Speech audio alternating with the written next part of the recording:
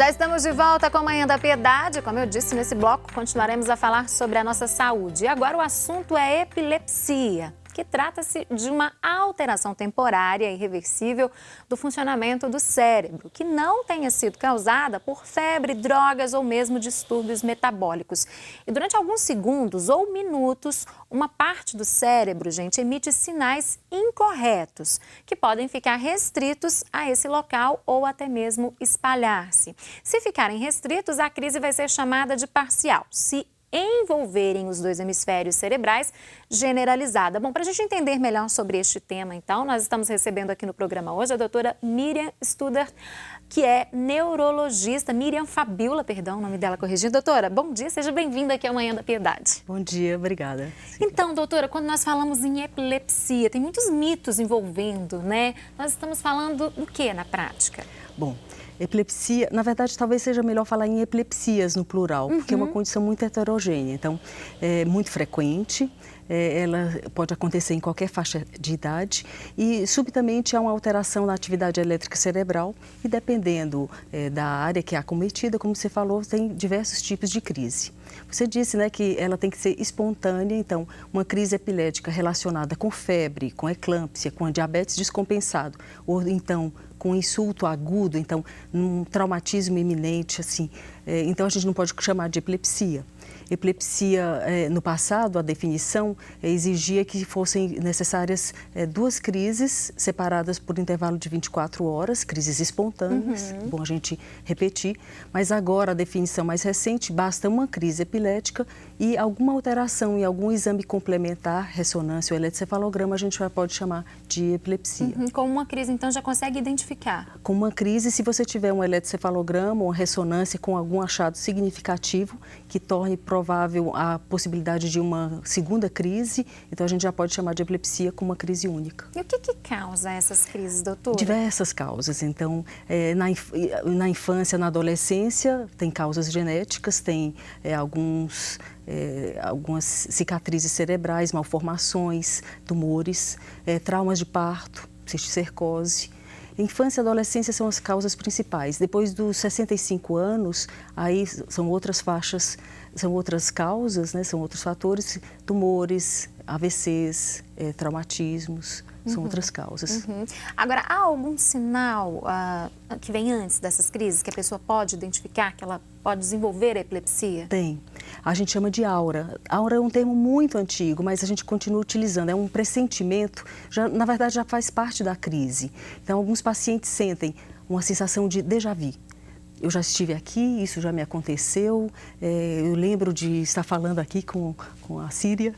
E é uma sensação que a gente pode ter também normalmente, mas é quando se repete com muita intensidade. Vira frequente. Frequente e com sensações estranhas, assim, desconfortáveis e angustiantes. Isso é uma causa é um prenúncio de crise muito comum.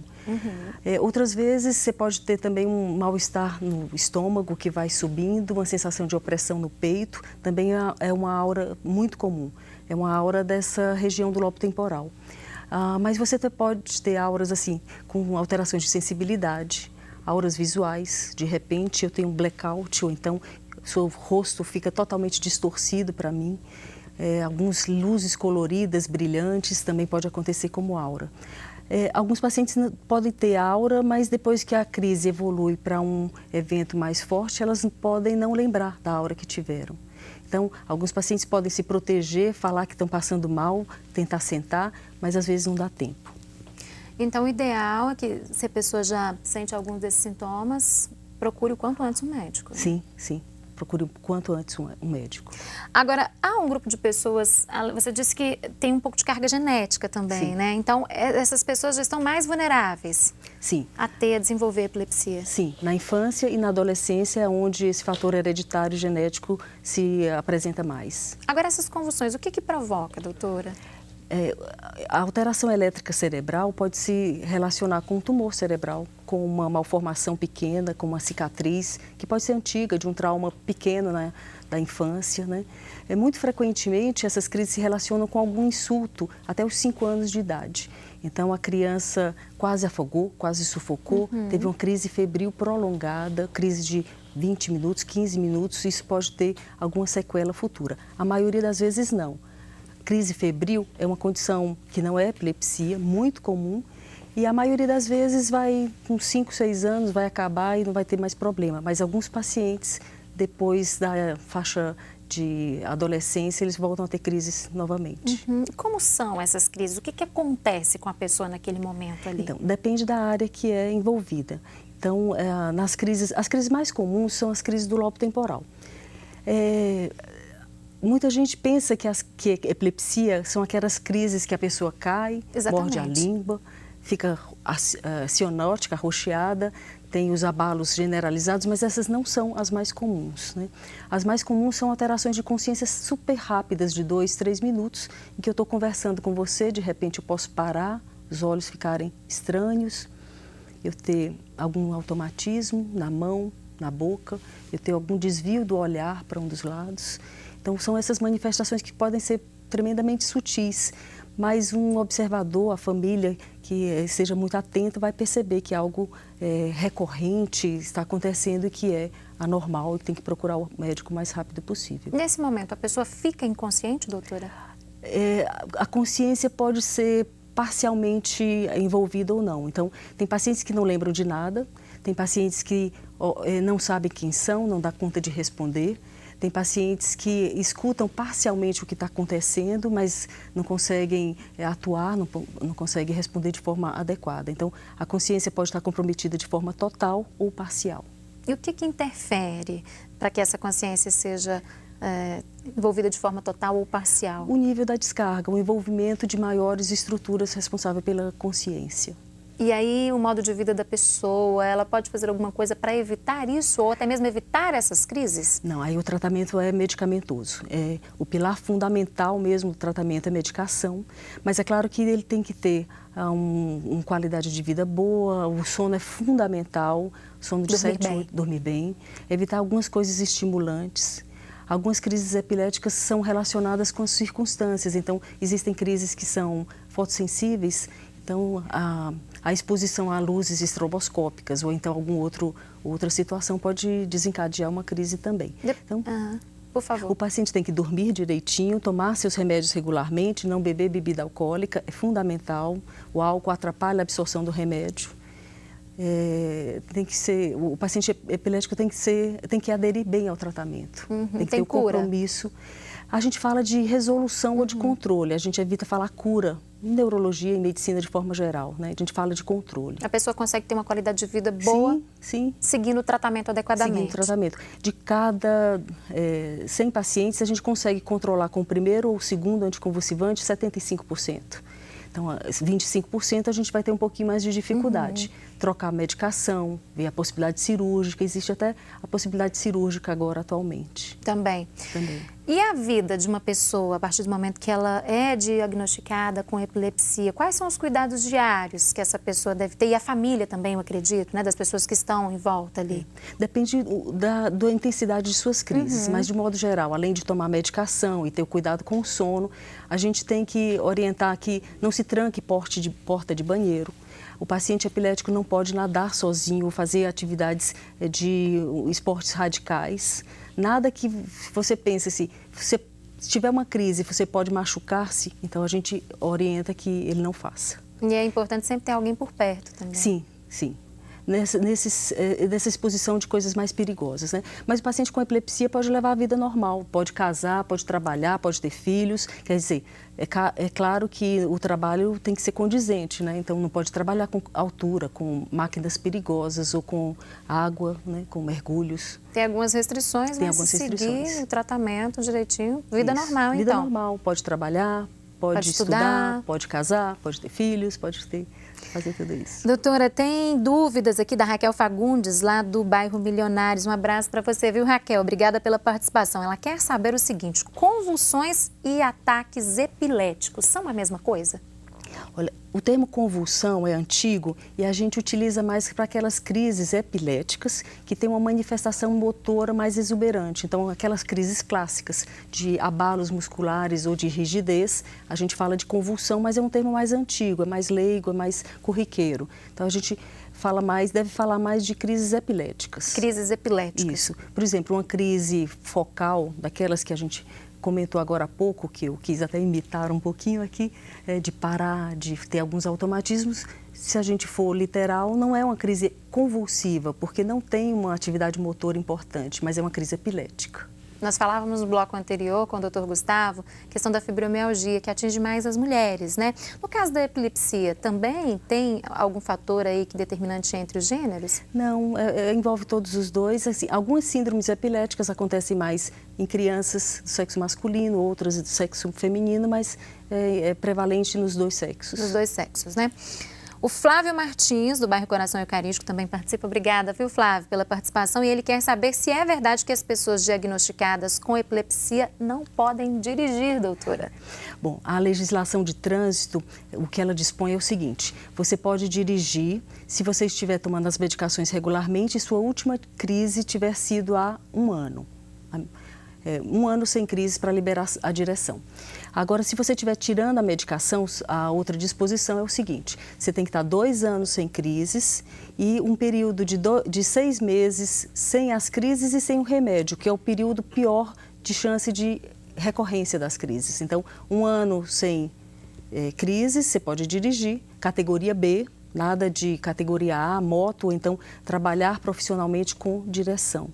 E se você estiver tirando a medicação, você tem que ficar 6 meses sem a medicação e sem dirigir, em observação também. Mas pode dirigir. Nos dois casos, com certeza, tem que ter um comprovante ali do médico que acompanha, né? O médico que acompanha tem que preencher um formulário para o Detran, atestando se o paciente faz uso regularmente, há quanto tempo é seu paciente, os resultados dos exames complementares. A gente tem que preencher para o Detran o parecer se é favorável ou desfavorável para a direção.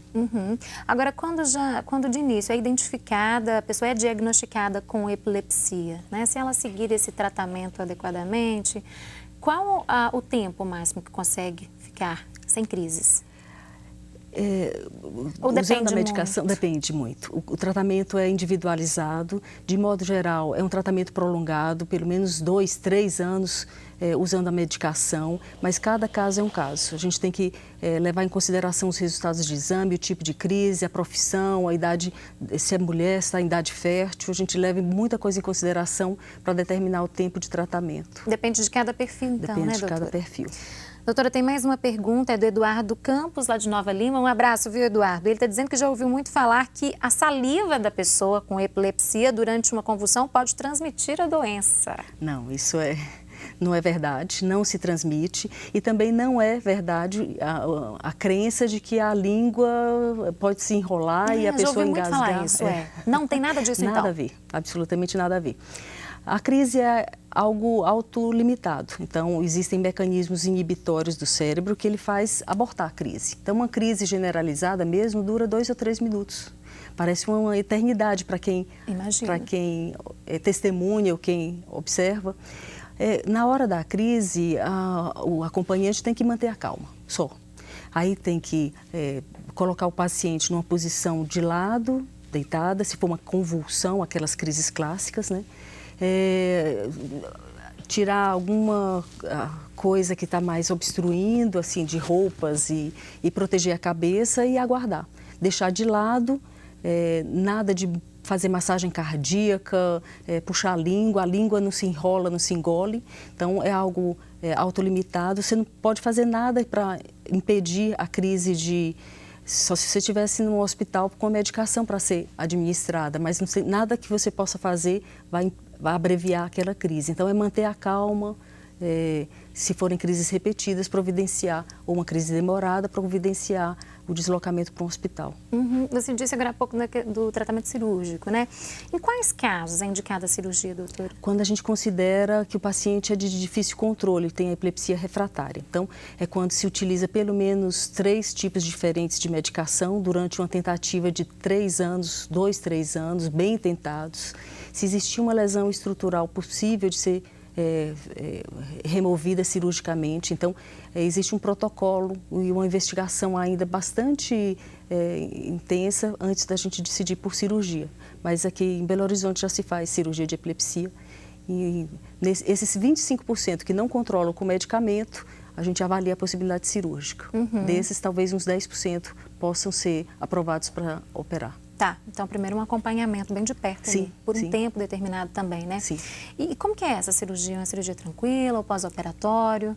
Depende da área que é envolvida. Se as crises do lobo temporal são as mais fáceis de se operar e com o resultado cirúrgico melhor.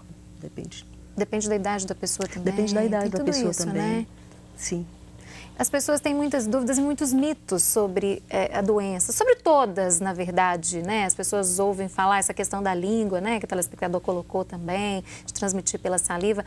O melhor, o mais indicado é sempre conversar ali com o médico, com o especialista, com a pessoa que acompanha, né, doutora? Sim, sim. Na verdade, a epilepsia é tremendamente comum nos ambulatórios. O que a gente mais vê é cefaleia, enxaqueca, dor de cabeça e epilepsia, em segundo lugar. Então, um neurologista com boa formação vai tratar direitinho, às vezes até um clínico que tenha um bom conhecimento de medicações, ele trata direitinho. Agora, naqueles casos em que há uma dificuldade peculiar, assim, de tratamento, existe um especialista e a gente pode pensar numa possibilidade cirúrgica ou outras medicações mais difíceis de manusear. A pessoa, como você disse, não deve misturar, né, depois de diagnosticada, então álcool. Sim. E o tabagismo? Também interfere? Não, o tabagismo não interfere, não. O álcool atrapalha, a gente pode liberar uma quantidade muito pequena, um brinde praticamente, distanciados de 3 horas da medicação. Se você acha que não é capaz de parar com um brinde, só com uma tacinha de vinho, é melhor nem começar. É melhor não, né, gente? Vamos cuidar do tratamento da nossa saúde de uma forma em geral. Doutora, muito obrigada por ter vindo conversar conosco. Foi muito esclarecedora a sua entrevista e um ótimo dia. Eu que agradeço. Muito obrigada. Nós vamos fazer uma pequena pausa no nosso programa. Vamos para um rápido intervalo e eu volto daqui a pouquinho.